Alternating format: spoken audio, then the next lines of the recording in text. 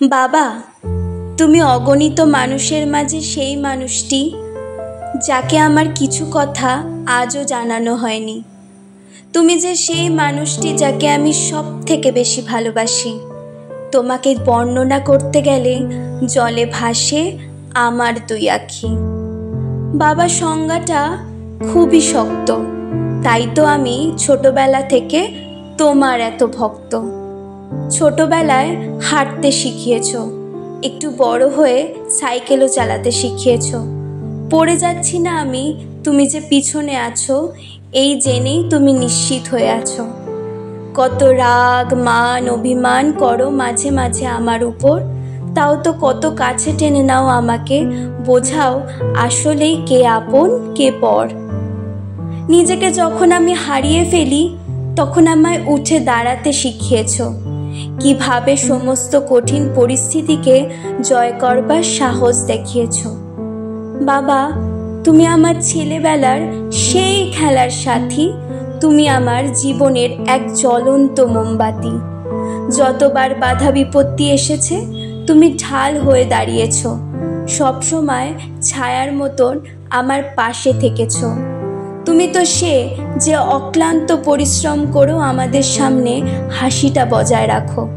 বুঝতে দাও না কতটা কষ্ট তুমি চেপে ধরে রাখো। তোমায় মনের মাঝে জাপটে ধরি, আঁকায় সেটা প্রকাশ করি।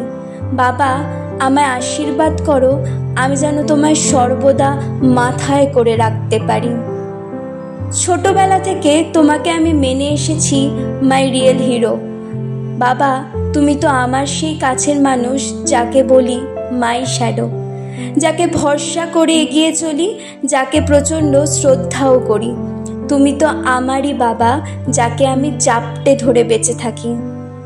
জেদ আহ্লাদ সব পূরণ করো ছোট থেকে আমার। বাবা, তোমার আশীর্বাদ যেন আমি আমৃত্যুকাল মাথায় করে রাখতে পারি, এই আমার আবদার। বাবা মানে শক্ত দুটি হাত যার উপর সন্তানেরা নির্ভর করে। বাবা মানে হাজার বাধা বিপত্তি যে পার করাতে সাহায্য করে। বাবা মানে সব আদরের এক অফুরন্ত ভাণ্ডার। বাবা, তুমি তো সেই মাই গ্রেটেস্ট অলরাউন্ডার। বাবা মানে শত অভাব থাকলেও সন্তানের উপর তার আঁচ লাগতে না দেওয়া। বাবা মানে সারাদিন পরিশ্রম করেও হাসি মুখে বাড়ি ফেরা। বাবা মানে কিসের ভয়, আমি তো আছি পাশে, তাই তো আমাকে এত আগলে রাখো নিজের কাছে।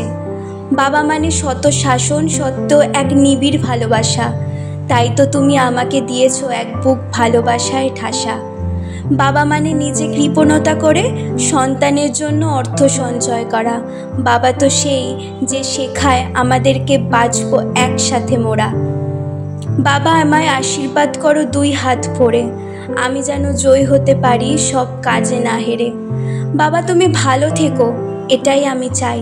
সারা জীবন আমি তোমার সেই আহ্লাদী মেয়ে হয়েই থাকতে চাই। কলম ও কণ্ঠে তানিয়া।